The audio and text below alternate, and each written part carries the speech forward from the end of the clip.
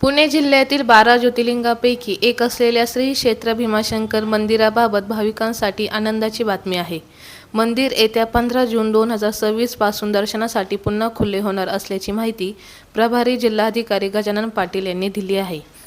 नाशिक येथे होणाऱ्या सिंहस्थ कुंभमेळ्याच्या पार्श्वभूमीवर भीमाशंकर परिसरात विविध विकास कामे आणि भाविकांसाठी आवश्यक सुविधा उभारण्याचे काम गेल्या काही महिन्यांपासून सुरू होते. मंदिरासमोरील नवीन सभामंडप, पायरी मार्ग, दर्शन रांग व्यवस्था तसेच इतर पायाभूत सुविधांच्या कामांमुळे 9 जानेवारी 2026 पासून मंदिर दर्शनासाठी बंद ठेवण्यात आले होते.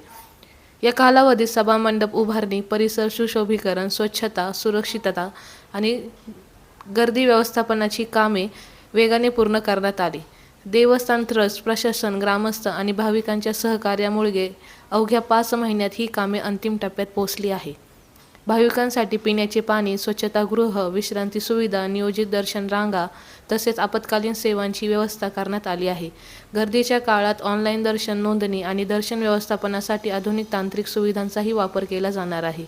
दरम्यान लाखो भाविकांच्या स्वागतासाठी भीमाशंकर सज्ज असून प्रशासनाने सर्वांनी सहकार्य करण्याचे आवाहन केले आहे.